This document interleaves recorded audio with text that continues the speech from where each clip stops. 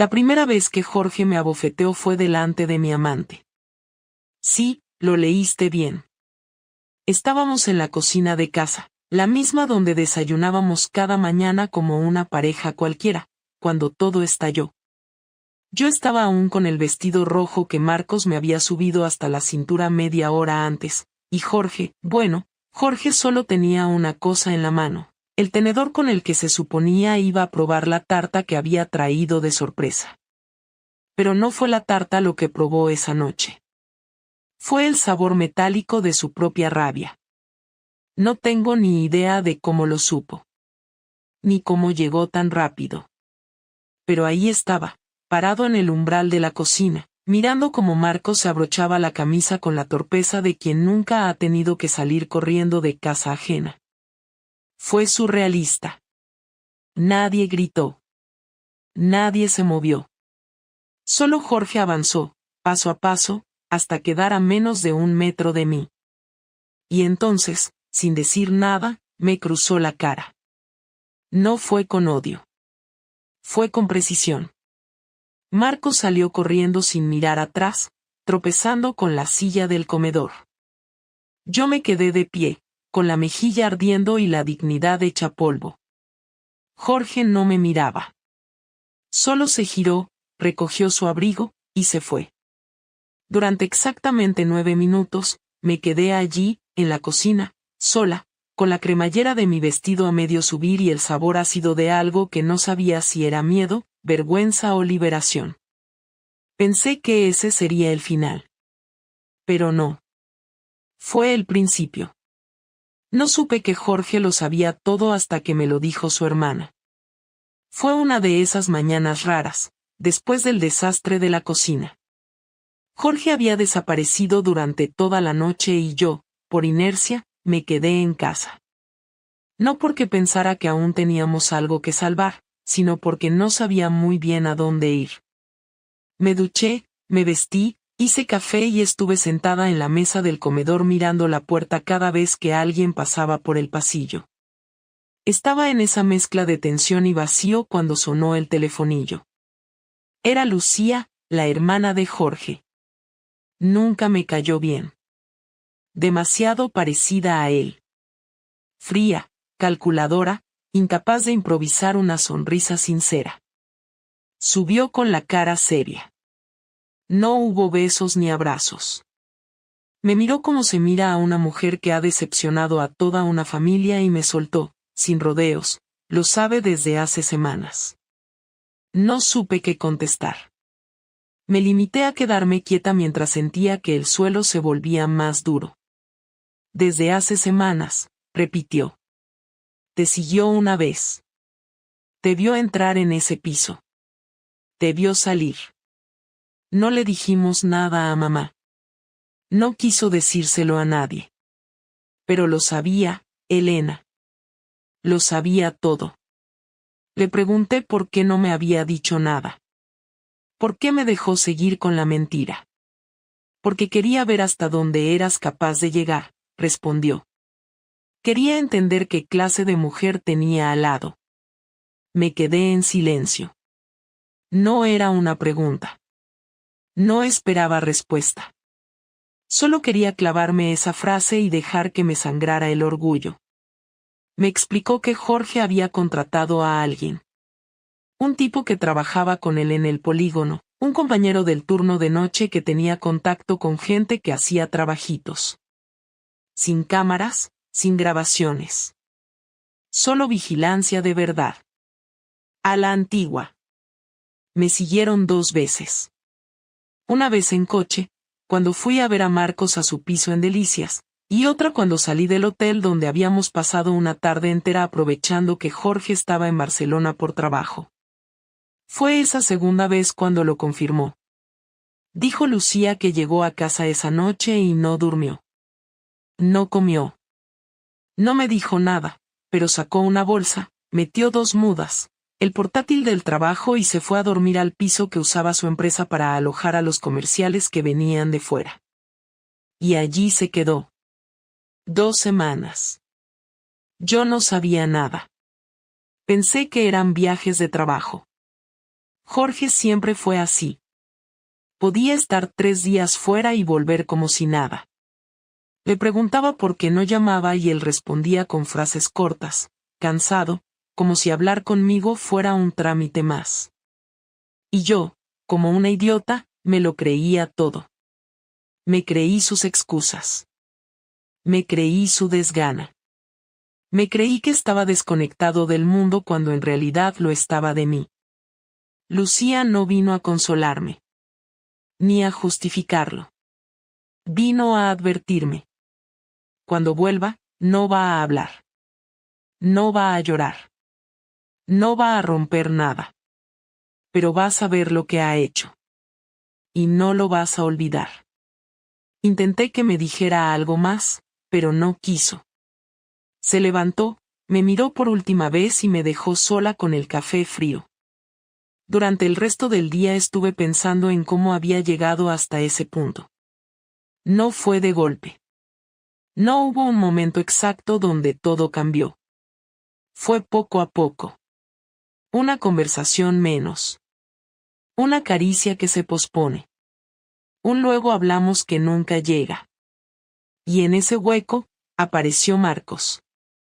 Un imbécil con buen cuerpo y mirada segura. Un tipo que no tenía nada especial, salvo el detalle de prestarme atención. Que me preguntaba cosas simples. Que me tocaba el brazo cuando hablábamos. Que me escuchaba. Lo que Jorge había dejado de hacer hacía años. Pero nada de eso justificaba lo que hice. Lo sabía. Aunque no me sentía culpable. No en ese momento. Sentía miedo. Porque no tenía ni idea de qué pensaba hacer Jorge. Él nunca gritaba. Nunca insultaba. Si me hubiera pegado todos los días, sabría cómo reaccionar. Pero Jorge no era así. Jorge era de los que se callaban. De los que aguantaban. De los que acumulaban. Y eso me asustaba más que cualquier golpe. La noche llegó y él no volvió. Pero a las 11 de la noche, recibí un mensaje. Mañana hablamos. No hagas planes. Eso fue todo. 5 palabras. Ninguna emoción. Ninguna pista. Solo una orden. Me acosté sin saber si dormir o quedarme despierta. No podía imaginar qué significaba ese hablamos. Pero no era un intento de arreglar nada. Eso lo entendí perfectamente. Cuando me desperté, Jorge ya estaba en la cocina. Con su camisa planchada, sus zapatos limpios, su café servido y una carpeta negra sobre la mesa. ¿Te sentas? Me dijo. No era una pregunta. Era una sentencia. Me senté frente a él sin decir una palabra. Tenía el pelo mojado, todavía en bata, y notaba cómo se me pegaba la tela al muslo por el sudor. Jorge no me miró. Solo abrió la carpeta negra con movimientos lentos, sin apuro, como si llevara días ensayando todo lo que iba a pasar esa mañana. La carpeta estaba llena de folios, fotos impresas, algunas con fechas escritas a mano, otras marcadas con un círculo rojo en la esquina superior. Reconocí una de las imágenes, era del portal de Marcos, otra mostraba la matrícula de su coche y otra más, borrosa, me mostraba a mí bajándome la blusa en el asiento del copiloto. No intenté negarlo. Ni siquiera toqué los papeles. Jorge los fue pasando uno a uno, sin pausa, y cuando terminó, me miró. No me lo ibas a decir, ¿verdad? No contesté. ¿Fue solo con él? Lo miré a los ojos. Le mentí. Sí. Asintió, como si lo esperara. Volvió a cerrar la carpeta con cuidado y la empujó hacia mí, pero no la toqué. ¿Cuánto tiempo? Preguntó.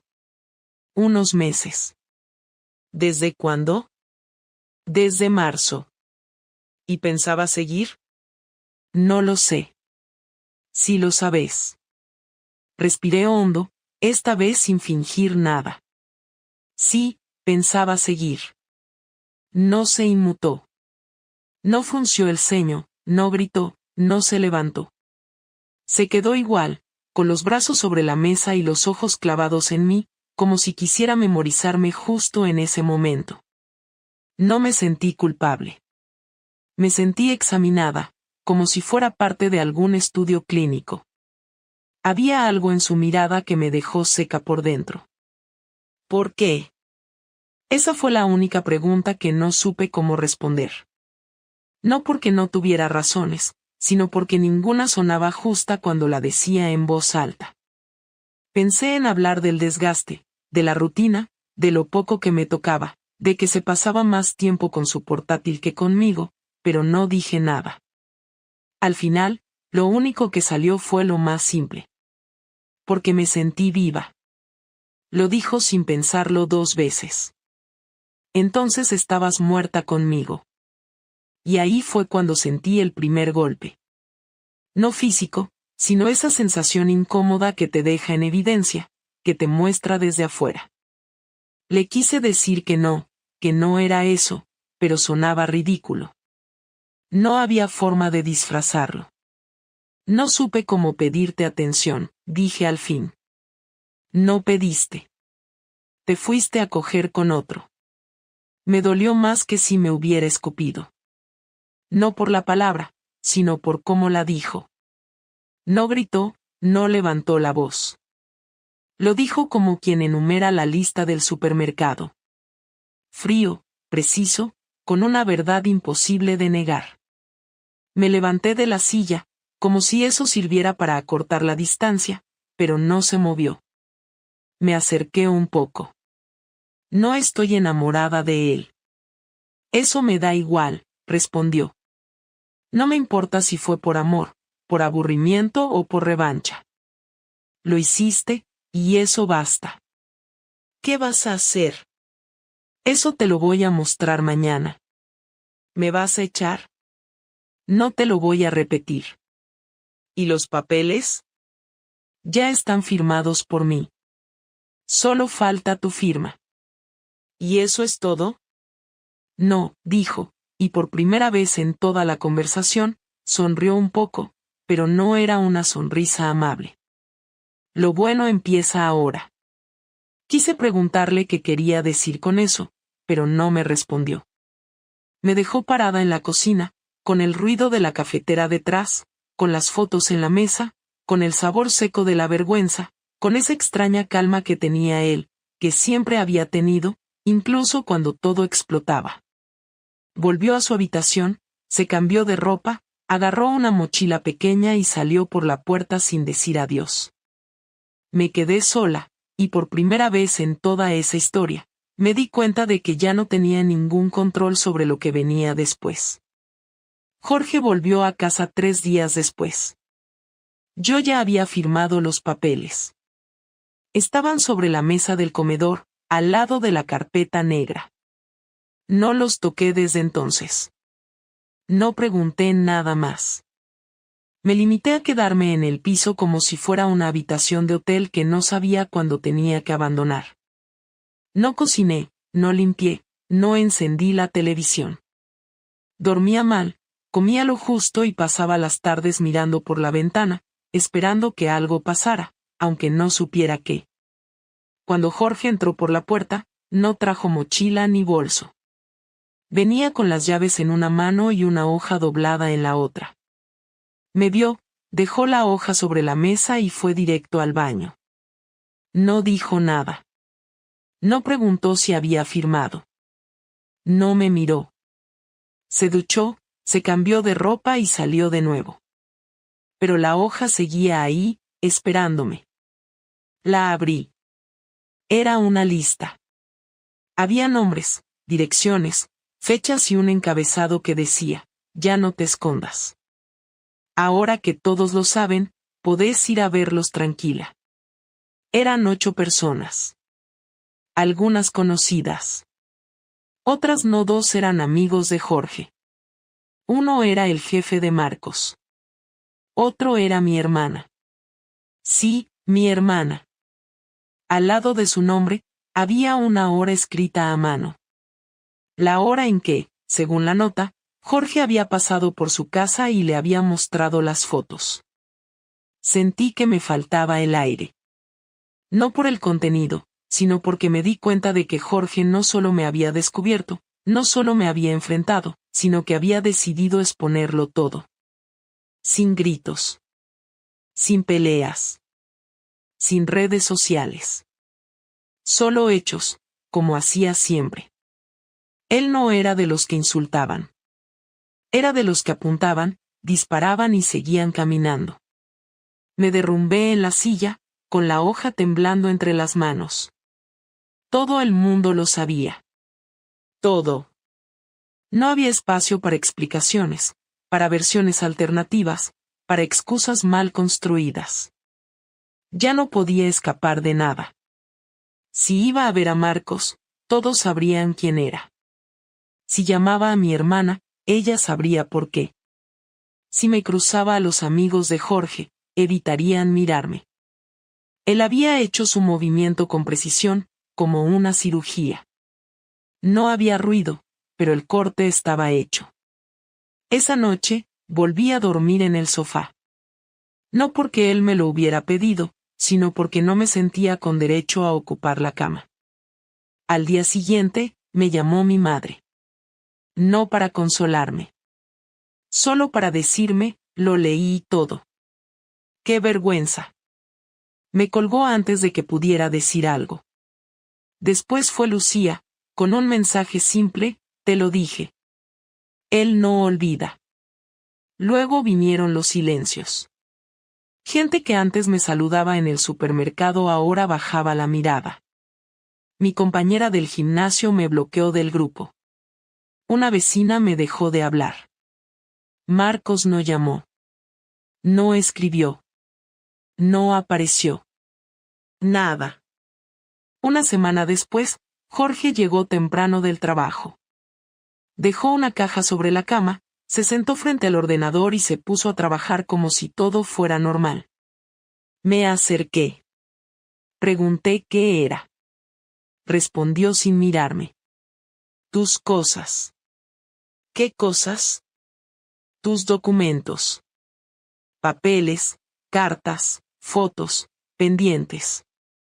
Todo lo que quedaba tuyo que no quiero volver a ver.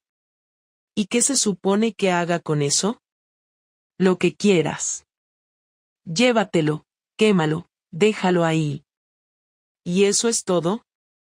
Se giró por primera vez. Me miró como si fuera una extraña. No. Esto recién empieza. No supe qué significaba. Hasta que el lunes, al llegar al trabajo, me llamaron de Recursos Humanos. Me entregaron una carta firmada por Jorge. En ella, solicitaba oficialmente que me apartaran de cualquier proyecto que compartiera con él, alegando conflicto de intereses y pérdida de confianza personal con impacto profesional. Su empresa tenía un protocolo claro para estas situaciones. No me despidieron, pero me aislaron. Me asignaron tareas menores, sin interacción. Ya no compartíamos pasillos, ni cafés, ni reuniones.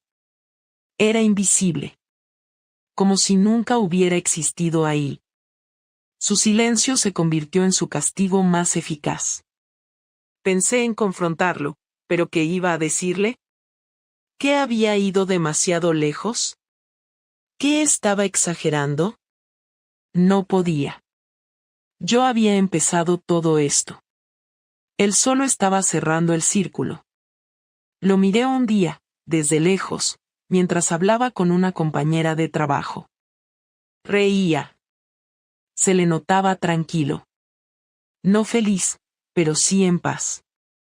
Como si todo este proceso le hubiera servido para soltar el peso que llevaba encima.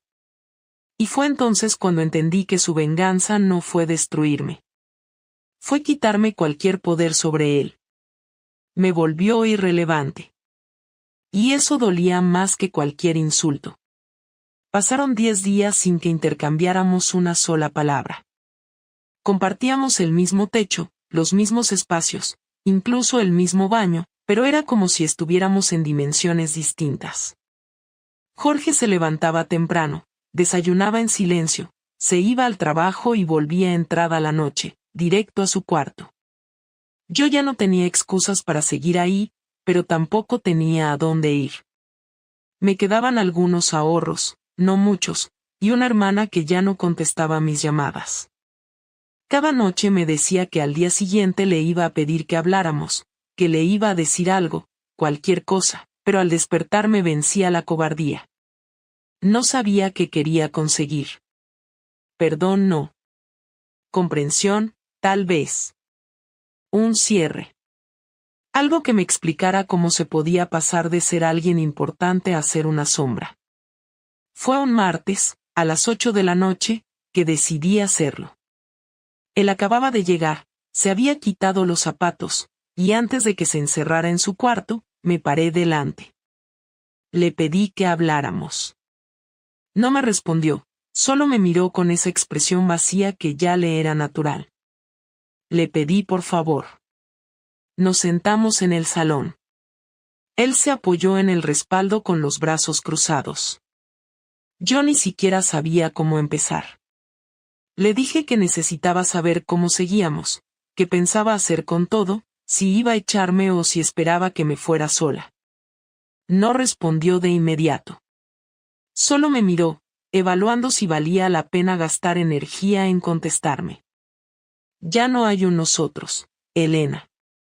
Quedamos tú y yo, por separado. Le pregunté si quería que me fuera. Dijo que sí, pero que no iba a echarme, que no le interesaba el drama, que podía quedarme hasta que resolviera mi situación, pero que no esperara ni una palabra más de él cuando eso pasara. Le pregunté por qué me dejó quedarme tanto tiempo. Me dijo que quería ver hasta dónde llegaba mi dignidad. Le pregunté si aún sentía algo por mí. Me dijo que ya no sentía nada, que incluso el rencor se le estaba apagando. Me atreví a preguntarle si había alguien más, y no porque me importara, sino porque necesitaba medir mi lugar exacto en su vida. Dijo que no, pero que no tardaría en haberlo. Que después de todo lo que había pasado, tenía derecho a vivir tranquilo, a conocer a alguien que no le mintiera, que no le hiciera sentir que tenía que estar adivinando todo el tiempo si era suficiente o no. Le pregunté si algo de todo lo que tuvimos fue real para él. Dijo que sí, pero que a veces lo real no alcanza. Que se puede amar a alguien y aún así cansarse. Que él se cansó de esperar algo que nunca llegó. Que me quiso, y que probablemente me quiso más de lo que yo supe entender, pero que esa versión suya ya no existía. Le pregunté si me odiaba. Dijo que no. Que odiarme daría un lugar en su cabeza, y que eso ya no me lo iba a conceder. Le pregunté por qué no quiso hablar antes, cuando aún se podía arreglar algo. Me miró con la cara seca y dijo que él sí quiso hablar, que muchas veces, pero que yo estaba ocupada pensando en otras cosas, que siempre había algo más importante que lo que él sentía. Que él fue paciente, pero que la paciencia no era infinita. Le dije que me equivoqué, que todo fue un desastre, que no supe manejar lo que sentía. Me preguntó si con Marcos fue solo físico. Le dije que al principio sí, pero que después me confundí, que me dejé llevar. Me preguntó si lo volvería a hacer. Le dije que no. Me dijo que ya no importaba. Me preguntó qué buscaba con esta conversación. Le dije que no lo sabía. Me dijo que entonces mejor la termináramos ahí. Me quedé callada.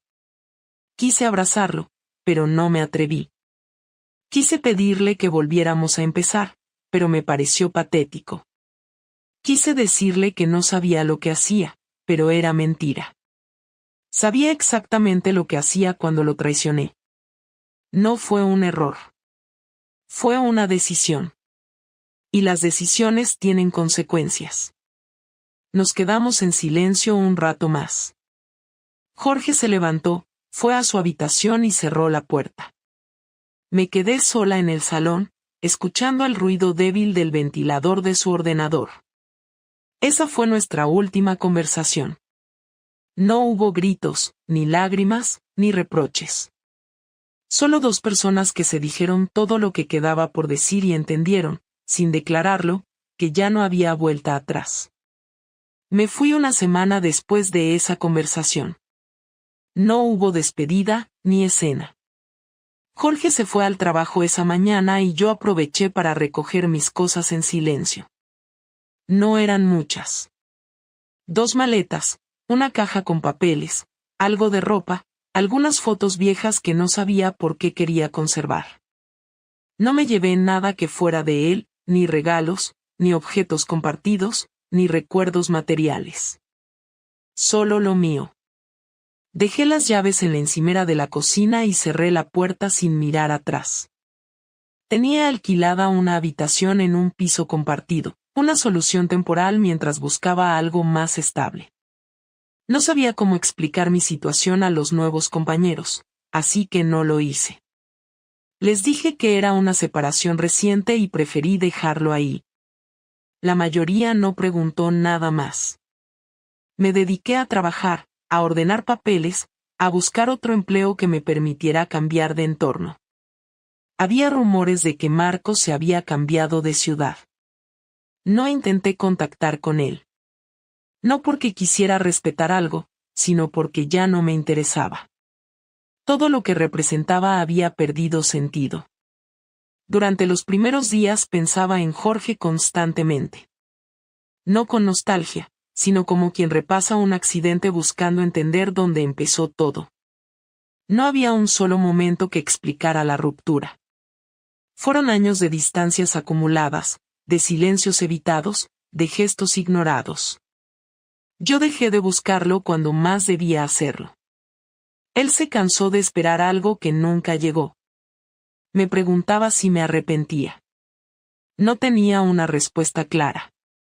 No me sentía orgullosa de nada, pero tampoco estaba segura de que seguir con él en ese estado hubiera sido mejor.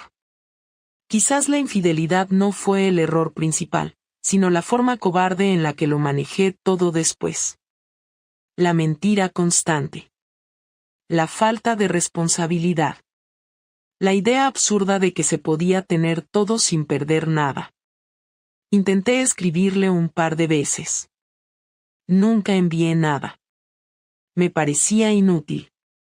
Él ya había tomado su camino, y yo tenía que hacer lo mismo. Empecé terapia, no para justificarme, sino porque necesitaba entender por qué había terminado así, como había cruzado tantas líneas sin detenerme. Descubrí cosas de mí que nunca había querido ver. Que no sabía pedir ayuda. Que disfrazaba la insatisfacción con ironía. Que evitaba los conflictos por miedo a enfrentar lo que realmente quería.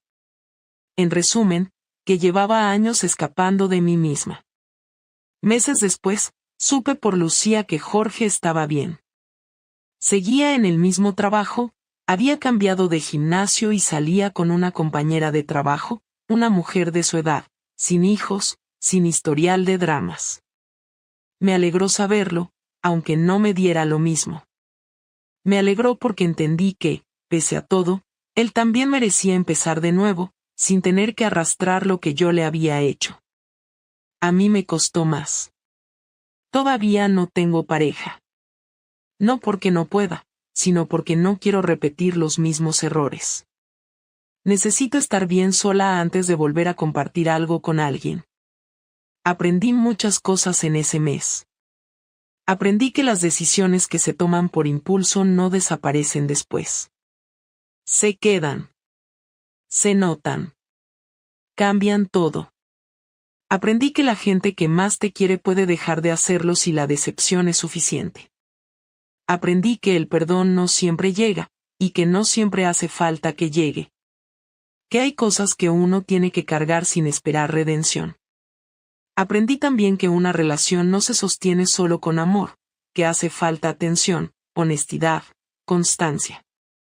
Que los detalles cuentan, que el silencio pesa, que no decir las cosas también es una forma de lastimar. Ahora tengo 35 años. Vivo en un piso pequeño, compartido, con horarios rotos y poco orden. No tengo a nadie esperándome en casa. No tengo una historia perfecta para contar. Tengo un pasado complicado, una reputación hecha polvo, y muchas preguntas sin responder. Pero también tengo claridad. Sé lo que hice. Sé lo que perdí.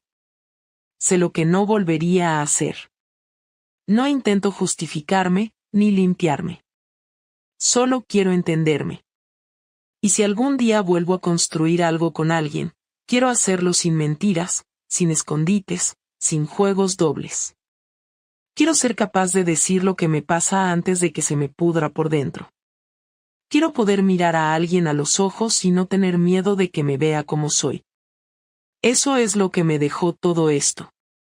Una caída fuerte, dolorosa, pero necesaria. Perdí un marido, perdí la confianza de mi familia, perdí la versión que tenía de mí misma. Pero también perdí la necesidad de fingir. Y en eso, por fin, encontré algo que vale la pena.